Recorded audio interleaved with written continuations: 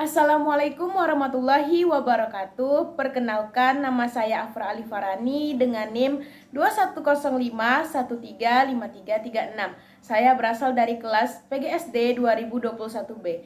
Pada kesempatan kali ini saya akan menjelaskan sebuah materi yang berjudul pesawat sederhana. Apa sih pesawat sederhana? Nah, pesawat sederhana adalah peralatan yang digunakan untuk memudahkan pekerjaan manusia. Dalam pesawat sederhana terdapat 3 istilah, yaitu titik kuasa, titik beban, dan titik tumpu. Nah, pada titik kuasa, ini merupakan titik di mana nantinya gaya kuasa akan diberikan. Sedangkan titik beban adalah titik di mana beban diletakkan. Sedangkan titik tumpu merupakan titik yang akan menjadi tumpuan dan bersifat tetap. Nah, pesawat sederhana ini terbagi menjadi 4 jenis. Yang pertama ada tuas atau pengungkit, yang kedua ada bidang miring, yang ketiga ada katrol, dan yang terakhir ada roda berporos. Yang pertama, tuas atau pengungkit. Nah, tuas atau pengungkit ini berupa batang keras yang memiliki rotasi pada titik tumpu. Prinsip kerjanya yaitu meletakkan benda yang ingin dipindahkan atau diangkat ke ujung atas, lalu mencari benda lain yang kuat sebagai penumpu, lalu menekan pengungkit secara perlahan dari sisi tuas lainnya sampai benda itu terangkat atau tergeser. Nah, tuas atau pengungkit ini terbagi lagi menjadi 3, yaitu tuas golongan pertama, tuas golongan kedua, dan tuas golongan ketiga. Tuas golongan pertama itu titik tumpunya berada di tengah-tengah antara titik beban dan titik kuasa. Contohnya ada pada palu. Yang kedua, ada tuas golongan kedua.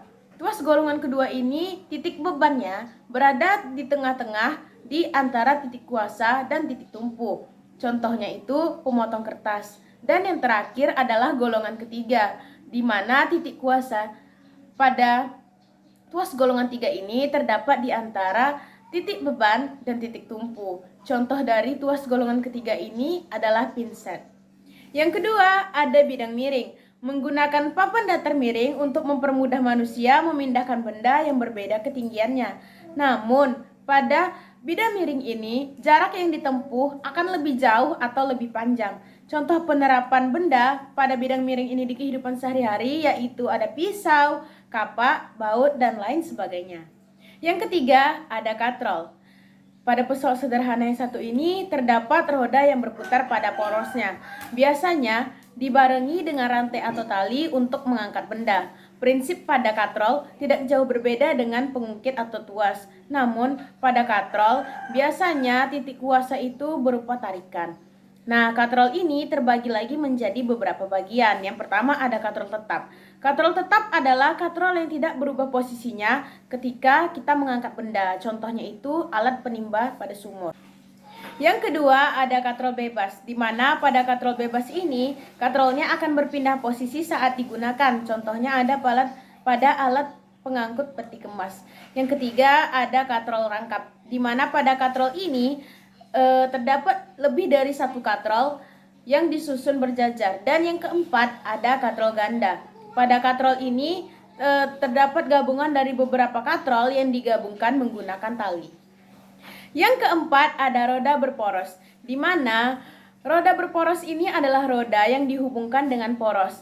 Ketika roda bergerak, maka porosnya juga akan bergerak. Contohnya pada kehidupan kita sehari-hari terdapat pada setir kendaraan dan kursi roda.